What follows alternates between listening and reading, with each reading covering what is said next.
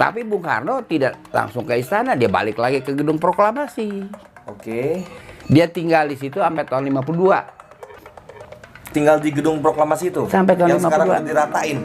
Dia yang ratain. Apa sih Be diratain? Senjata. Sabar dulu, sabar dikit.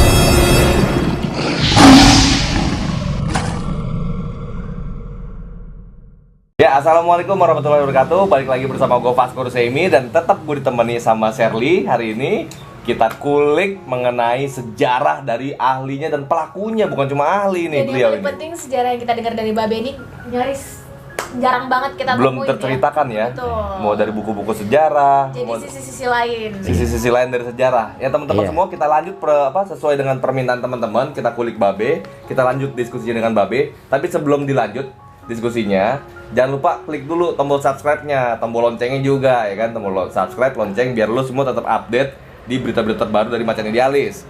Dan B, Iya. kita minta B tulis apa? Klik tombol like dulu kali B. Klik tombol like. Tombol like B. ya.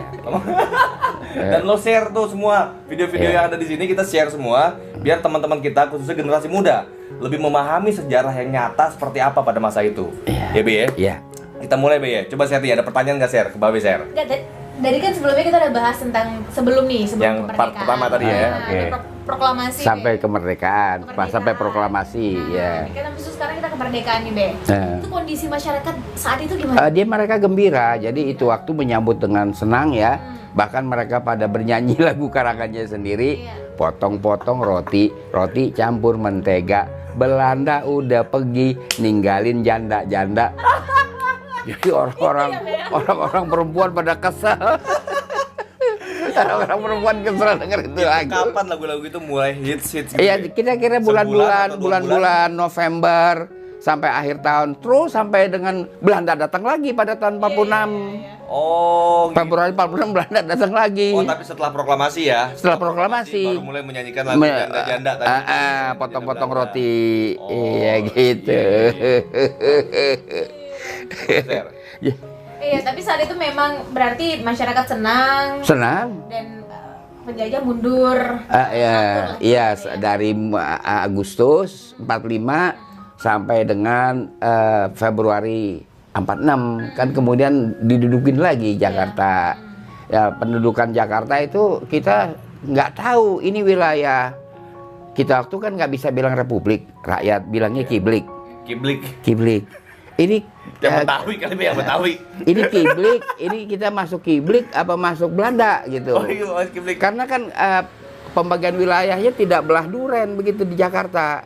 Wilayah kiblik ada, wilayah Belanda ada, tapi bisa-bisa misalnya saya masuk SD Taman Sari 2. Di seberangnya tuh Taman Sari 1. Taunya Taman Sari 1 kiblik, saya Belanda. Jadi saya masuk SD Belanda. Kita kagak tahu. Jadi masih ada itu ya, Be ya? Kayak bukan kotak-kotakan juga, tapi beda-beda gitu. Iya karena administrasinya. Pembagian wilayah itu. Bagian wilayahnya itu kagak belah duren. Kayak dulu Jerman Barat, Jerman Timur dipisah sama Berlin Barat, Berlin Timur dipisah sama tembok Berlin. Enggak, Jadi masih ada ini kekuasaan Belanda, ini udah kiblik gitu. Iya, kiblik. Jadi kadang-kadang ibu-ibu kan banyak yang bekerja ya. Pabrik kemeja Jadi dulu. orang luar negeri dong, Den. Kak pabrik kemeja Sampo gitu, terkenal dulu kemeja merek Sampo kan dia bekerja. Sampo di Kiblik daerahnya. Nah si ibu-ibu ada yang tinggal di kampung Belanda. Nah di situ dirazia, ya kan.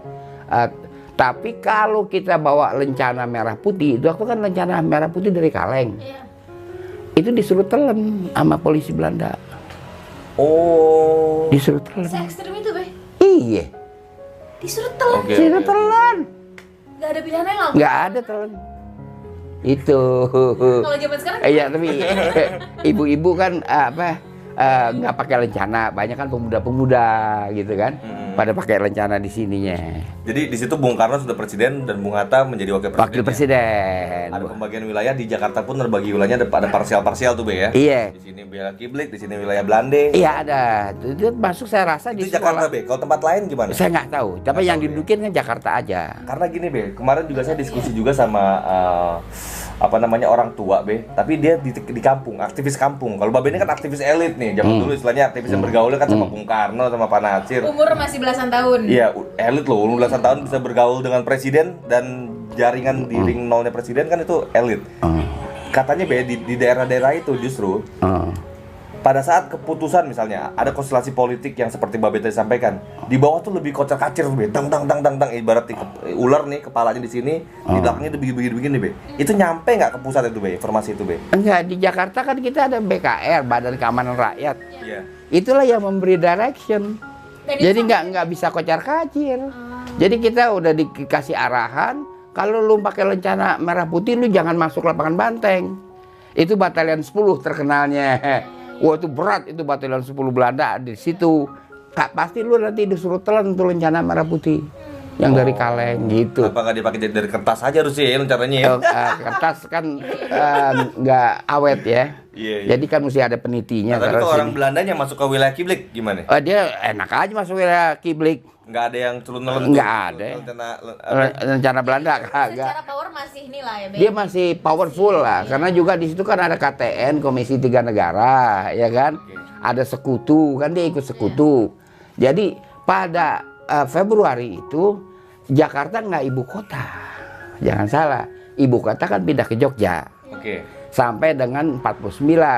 Makanya kalau sekarang ada orang pengen pindah ibu kota, lu pindah aja buruan. Kapan lu mau pindah Bedok Kasar? Lu pindah deh buru-buru. Gua udah bosan liat muka lu. Ya lu pindah aja. Ya kan kita nggak ada soal. Karena dari dulu juga udah Dan makmur Jakarta, Kebayoran Baru dibangun di zaman pendudukan Belanda, jangan salah. Itu zaman dulu itu Kebayoran Baru daerah elitnya? Itu waktu dia masih hutan. Oh, hutan. Oke, Kan- zaman elitnya, daerah elitnya di mana Be? Daerah elit Kebayoran Baru Pakubono 6. Oke, Pakubono ya. Nah, iya, itu kan dibangunnya pas tahun pendudukan Belanda. Enggak di Jakarta nih Be, daerah elitnya di mana dulu Be? Daerah elitnya Menteng kah masih atau Di Jakarta. Di Jakarta. Jakarta udah menteng. Menteng kan elitnya. waktu itu Menteng memang wilayah ini kan. Iya, ya? orang Belanda semua, Belanda. 1920. Jadi kita itu waktu melintasi jembatan Sudirman, Iya. nggak bisa. Apalagi saya ngeri karena dia dari pagar ayun-ayunan tuh jembatan. Kalau pakai tukang buah jago aja. Kita nggak berani. Barulah dibikin jembatan batu zaman pendudukan, jangan salah. Oke. Itu waktu kan yang dinamakan apa namanya daerah Setiabudi atau apa kan Bukit Kebayuran. Kebayoran, Bukit Be. Kebayuran, Duku Setiabudi itu? Atas. Iya, Bukit Kebayuran, Duku Atas, Belora, Duku Bawah, kan begitu. Oh, istilahnya tempat jin buang anak tuh Be. Iya, pada zaman itu. Jadi kita ini pembangunan oleh Belanda diserahkan kepada yayasan. Oke. Yayasan itu namanya Yayasan pembangunan Be. Iya. CSW, Tapi Sentral. kan udah ada Kiblik Be. Kiblik nggak campur dong, itu daerah Belanda. Belanda masih membangun pada saat itu. Membangun. Oke. Dan diserahkan pada yayasan ya. Yayasan namanya Central Stichting Wederopbouw, CSW. Nah, itulah perapatan menuju apa namanya terminal Blok M kan.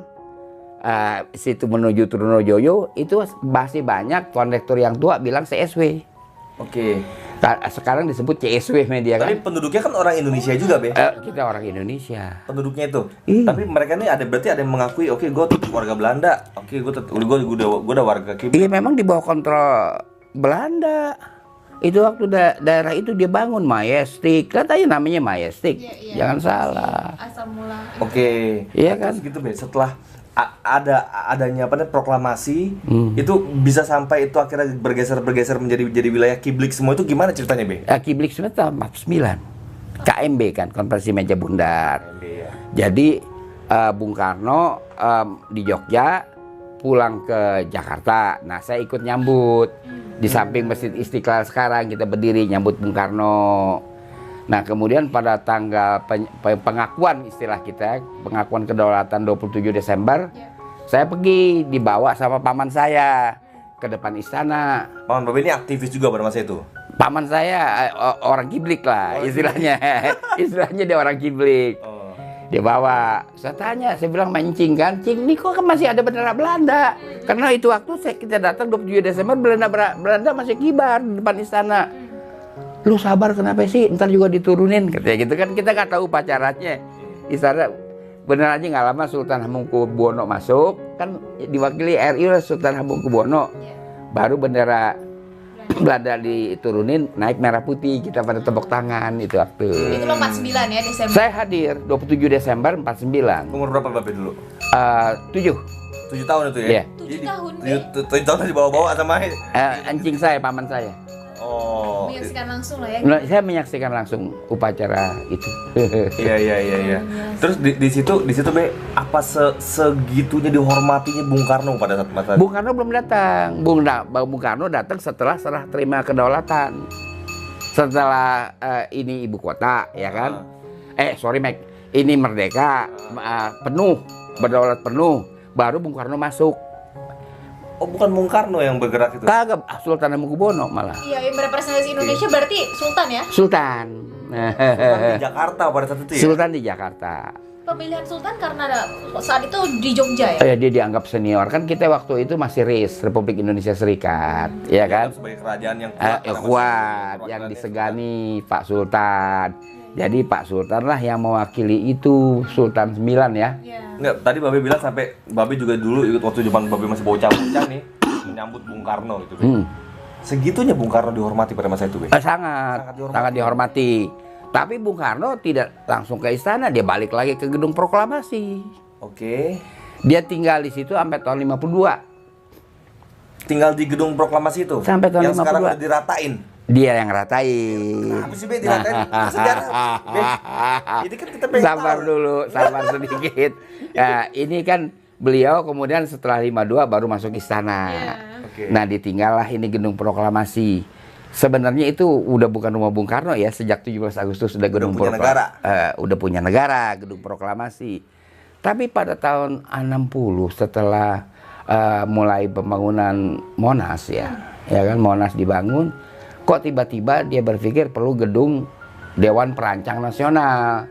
Dia bilang di situ aja katanya di gedung proklamasi, dirubuhinlah gedung proklamasi. Tapi emang apa benar itu untuk Dewan Perancang Nasional? Saya khawatir Bung Karno ingin melupakanlah peran orang seperti Martak ya, yang dalam hal ini mewakili aspirasi pan-islamisme. Nggak ada lah gitu. Ini tulen punya kita gitu. Gimana Be kalau kita usulkan nih Be, biar teman-teman semua juga ikut mengusulkan bagaimana kalau gedung proklamasi itu Dibangun kembali. Bangun kembali. Harus. Sesuai dengan nyatanya. Ada, karena potret-potretnya masih banyak, berarti bisa direkonstruksi. Rekonstruksi ya? Dan sekarang gedung itu ya gedung apaan namanya? Ya nggak ada gedung yang datar begitu. Iya, aja. maksud- Patungnya kita pindahin dulu kali Be sementara Be, pindahin. Kalau patung yang itu nggak apa-apa.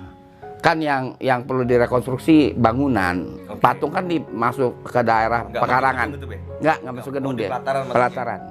Oh. Iya. Kenapa waktu itu konon katanya Pak Soekarno tadi Babe bilang ingin menyingkirkan atau menghapuskan pan-islamisme tadi. Bukankah pan-islamisme itu punya Peran. Jasa besar. Ya. Iya, barangkali itu waktu semangat Bung Karno apa sih nasionalismenya tinggi banget gitu ya, sedang tinggi. Kalau kelewatan tinggi namanya sofinisme. Tapi tinggi banget lah begitu. Jadi ini nggak usah lah ada, karena nanti orang akan teringat dengan peran pan-islamisme kan begitu. Oh, lebih ke sana apa karena arah politiknya Bung Karno ke arah lain.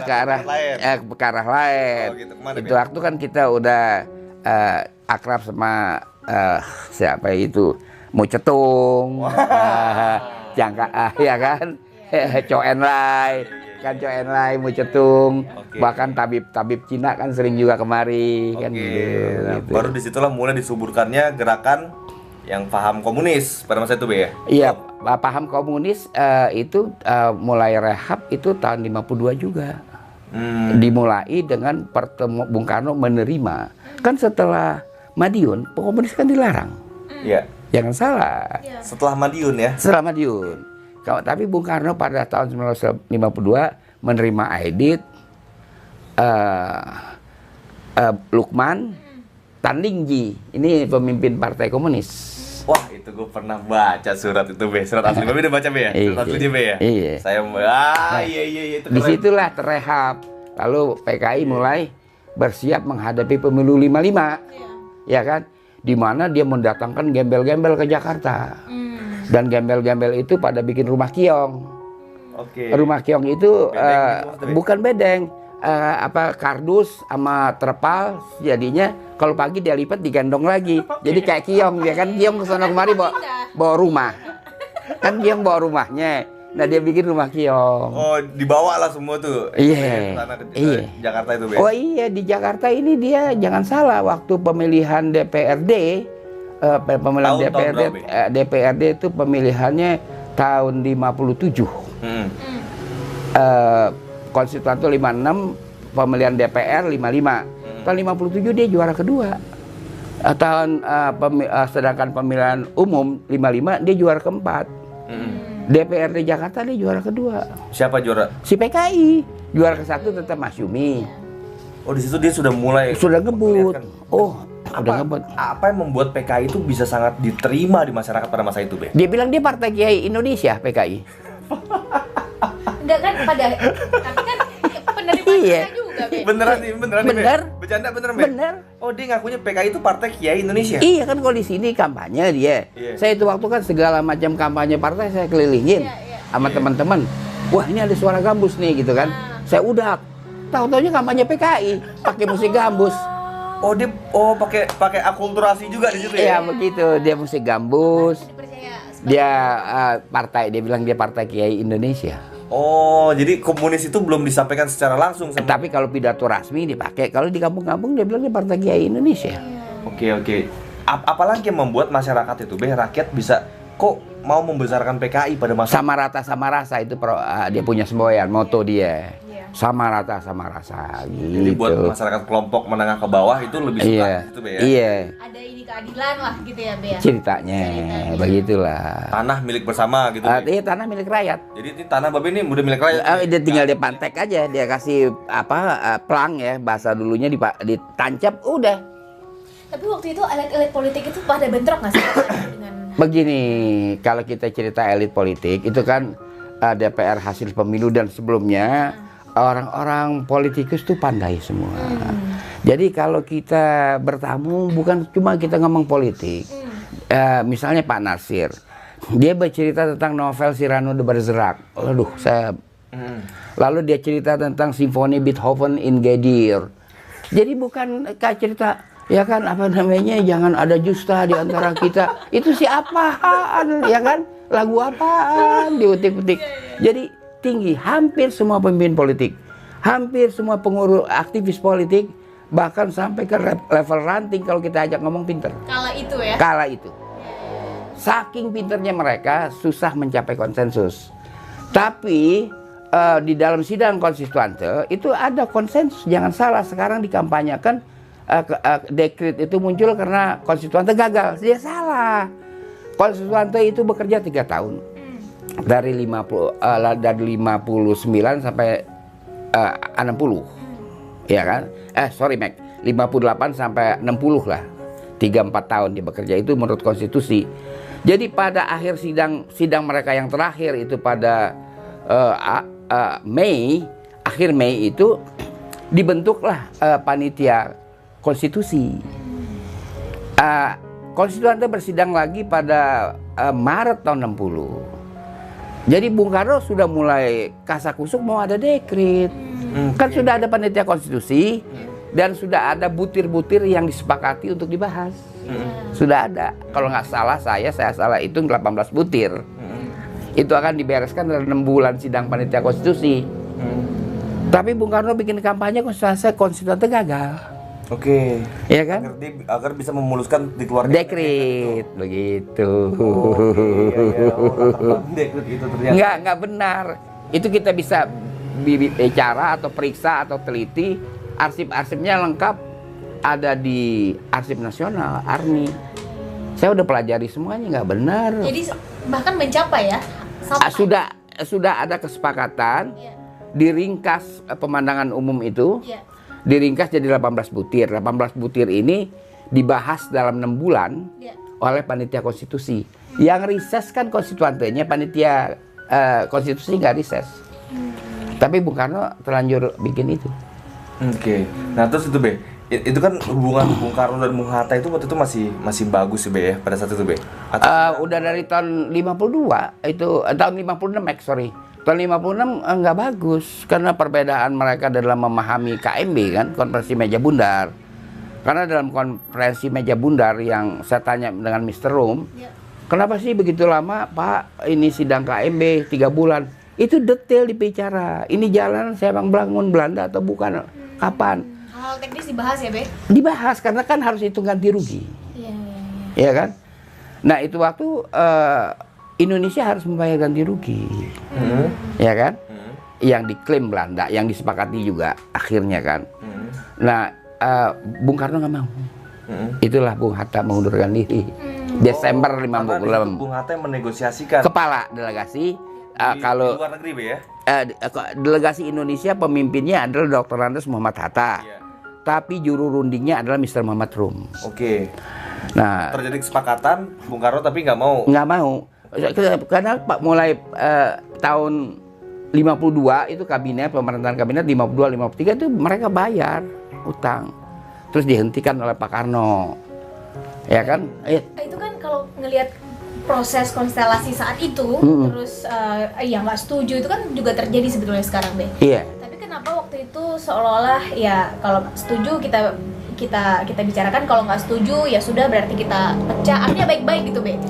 Jadi bagaimana jalan tengahnya itu terlihat kalau selesai apa yang harus saya bayar itu semua selesai saat itu juga. Iya. Tapi kalau sekarang kenapa seolah-olah itu nggak seolah-olah selesai tapi sebenarnya nggak selesai.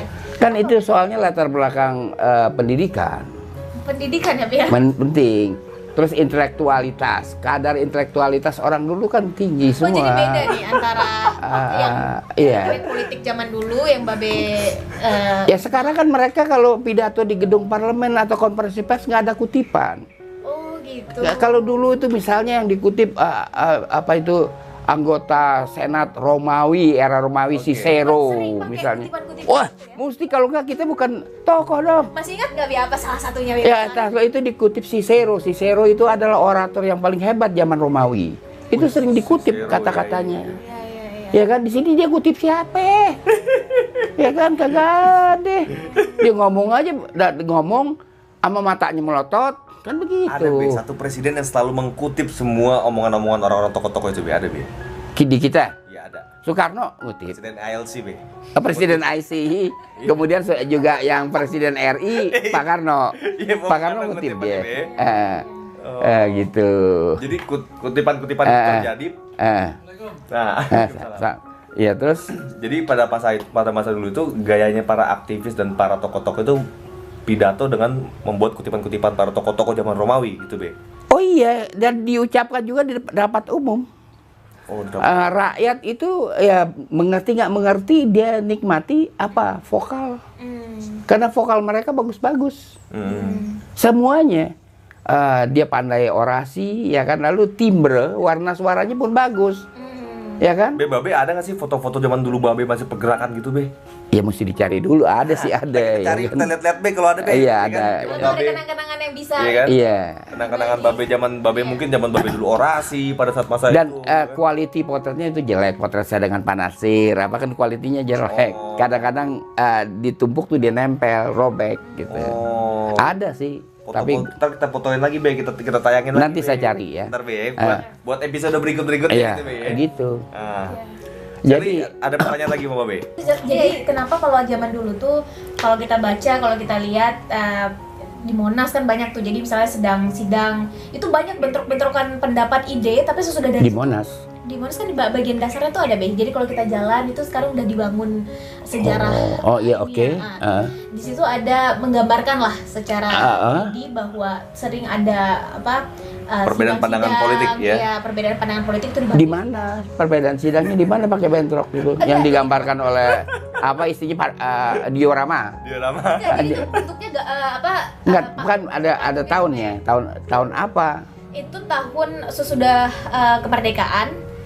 Sesudah itu memang tidak dijelaskan pendapat apa aja yang bentrok. Bentroknya fisik yang digambarkan diorama. Misalnya Sherly nih beda pandangan sama Babe, Iya. terus dalam sebuah forum ya dibahas. Jadi kan kalau penjelasan Babe tadi kayak Muhammad Hatta dengan Pak Soekarno kan Iya. akhirnya ya pecah. Tapi kan sesuai. Tapi mereka nggak ribut. Pak Hatta nggak pernah mau menjelaskan kenapa dia meninggalkan kursi wakil presiden. Ya, tapi kan artinya baik-baik kan, Be? Baik-baik.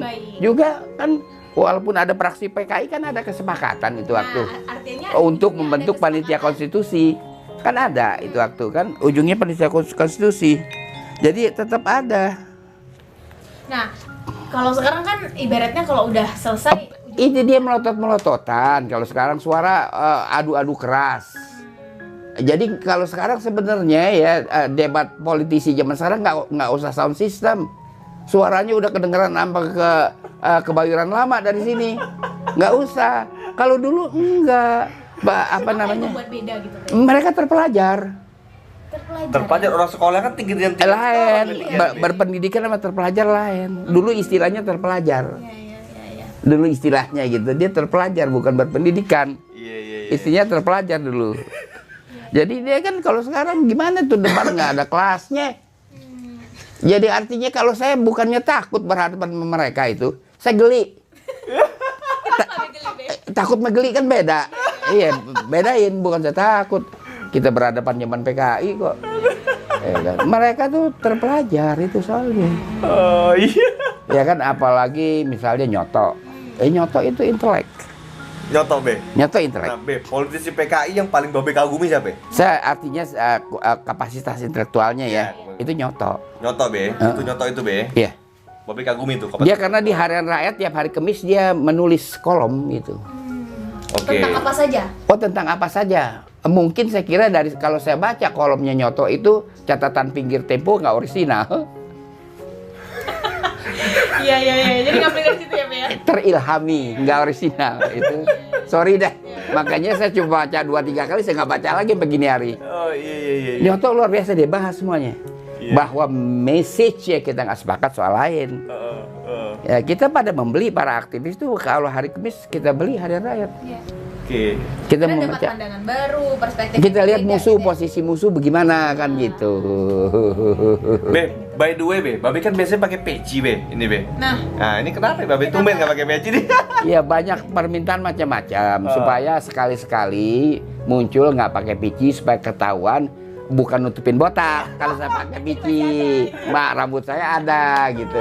Sebab ada kekhawatiran pici itu di tempat umum dipakai sebagai alat penutup botak. Oh. Alat penutup botak itu ditakutkan begitu. Jadi sekarang terbukti ya. Terbukti ya. Emang Saya kagak botak. Be, katanya dulu jago silat, Be.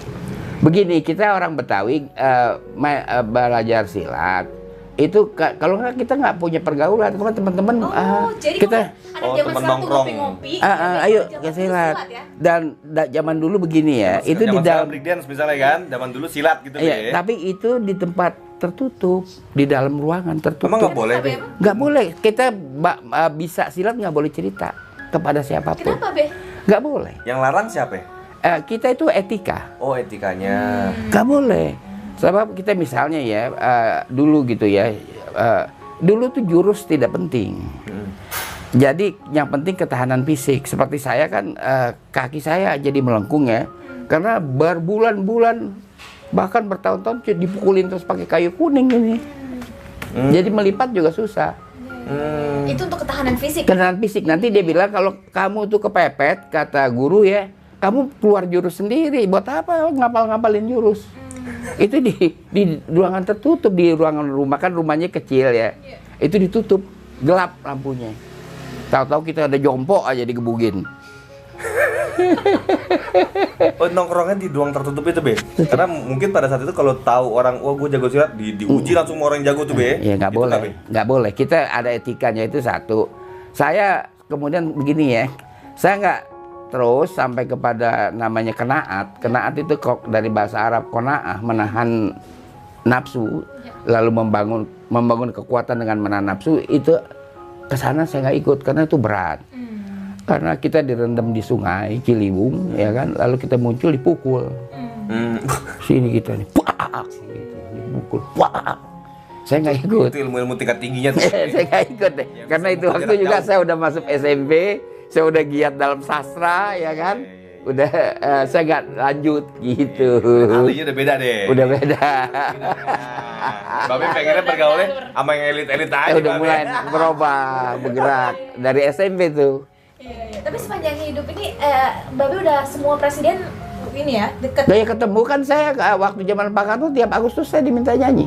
Widih, Babe pintar nyanyi. Sally, boleh kali ya? Sally bener juga. Abis video ini kita ceritakan pengalaman Babe tentang